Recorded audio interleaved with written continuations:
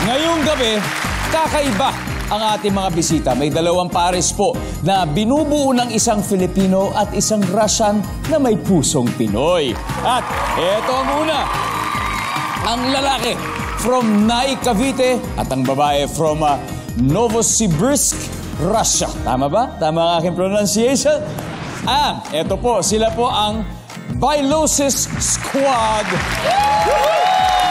Pinangunahan ng isang real estate broker, farm and resort owner, si Eric Bailosis. Welcome, Eric. Welcome to Family Feud. Thank you for having us. Eric, pakilala mo naman please ang teammates mo sa Bailosis. Okay, siyempre. Ang katabi ko, ang Miss Universe ng buhay ko. Yeah. Ang Miss Russia, Anna Bailosis. Siyempre, kasama ko rin dito ang pogi kong pinsan, JP Torres. What's up, JP? Yes. At ang mukhang kakambal ko sa Bailosis Squad, Lawrence Bailosis. Yes, up, Lawrence. Siyempre, sa lahat ng mga love story, ang unang tanong, at ako, interesado ako malaman, paano ba kayo nagkakilala ni Anna?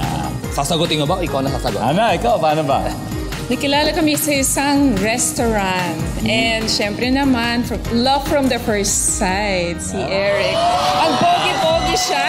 Saan restaurant dito, Anna? Dito na sa Cavite, sa Pilipinas o sa ibang bansa? Sa US. Sa US? Okay, sa US. Matagal na. That's 2006 pa. And since then, kasama kami. Wow, ano talaga. Diba? Ano ba? Iba ang kamandag ng Pinoy. Iba talaga, iba ang Pinoy. Kaya nga gusto kong malaman, curious ako eh. Ano ba ang kakaibang Filipino trait ni pare Eric ang pinaka nagustuhan? Siyempre naman, sobrang siya kind. And I think, yung parang bata siya inside. Alam mo, sa loob niya, lagi parang young siya. Yun ang pinakagusto ko sa kanya pag nakilala ko siya. Hanggang ngayon, ha? Ganyan din siya. Oh. Mula 2006 hanggang ngayon. Yes. Kumbaga, good vibes all the time. All the time, yes. At ngayon, Eric, ilan na ang anak ninyo? 4 na. 4 na, yes. Si Nicole nga pala nandito. Nandito si yung Nicole. panganay ko. Hi, Nicole. Yes, Nicole, 14 years old. Ako, may request ang ating mga manonood sa ating Bailosis Love Team. Pwede bang isa daw kiss? Isa daw kiss? Go, go, go! Yeah, it's no time. Anyway, thank you, Anna. Thank you, Eric. Thank you. Guys, good luck, Bailosis Squad. Narito naman ang makakalaban ninyo. Dito naman po, ang babae from Ligaw, Albay at ang lalaki ay from Sochi, Russia. Please welcome Team Russ Pinoy. Yes, and of course, ang kanilang team captain ay si Commander dahil isa po siyang police woman, si Police Staff Sergeant Michelle Moises. Hello, Michelle. Thank you. Thank you for having us here. Michelle, please do the honors of introducing Team Russ Pinoy. Okay po, so I'll start with, syempre, ang pinaka-pogi sa buong mundo at ang tinatawag nilang Luca! Russian Pinoy! Okay, and next, my sister na nagsasabing mas maganda pa daw siya sa akin, Rika. And then Anthony, a content creator and napaka-supportive friend ni Kuya Clem. Yan, nice. Team Russ Pinoy. Siyempre, kung alam natin ang love story nila Anna at saka Eric, paano naman nagsimula ang love story ni Kuya Clem? Kuya Clem. Okay. Yeah, actually, I saw her on TikTok and I sent a message, but she doesn't reply to me. Oh, ganun? Yeah, and after 2 months, I come back to Manila from Bulacan, and I saw her in my feed again on TikTok, and I sent a message, and she replied. Yun na. Ano ba yung message si Kuya Clem na talagang nagpa-reply sa'yo? Sabi lang niya, hi. Oh. Hi, ganda. Yun na. So, syempre, kinilig naman ng girl. Siyempre, kung nagpakita rin ng sweetness ang kabilang team, papayag ba kayong hindi kayo magpakita ng sweetness? Wow! Palaban din guys. Good luck, Team Russ Pinoy. Eto na, at stake is 200,000 pesos. Kaya umpisahan na natin, alamin na natin ang sabi ng survey. Eric and Michelle, let's play Family Feud.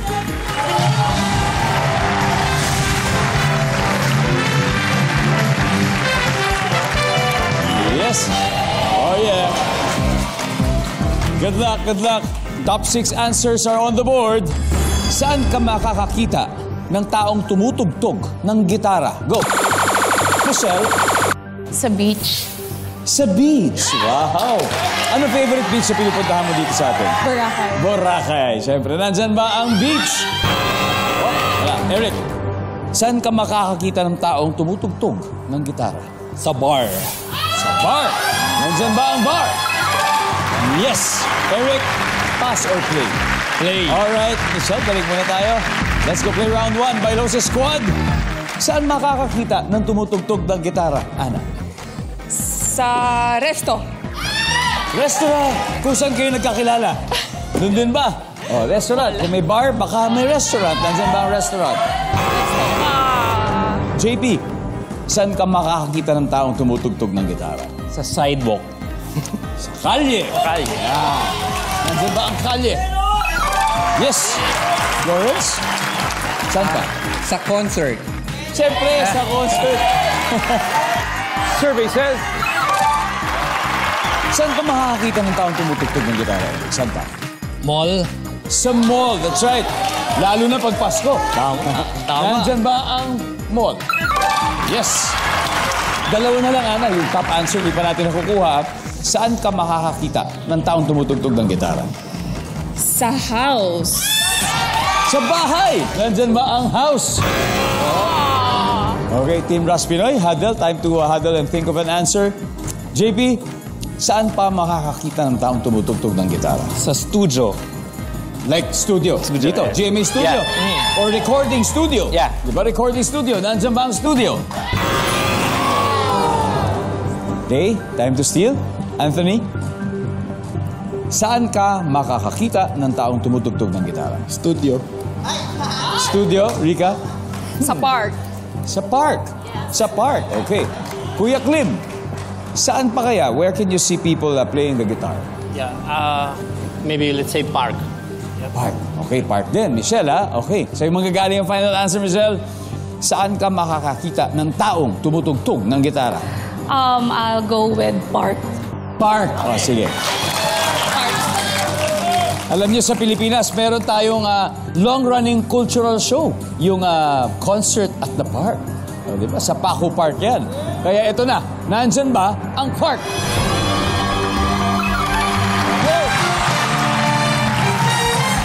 Wow. Guys, isa pa yung top answer. Di pa natin nakuha. And the top answer is... simbahan.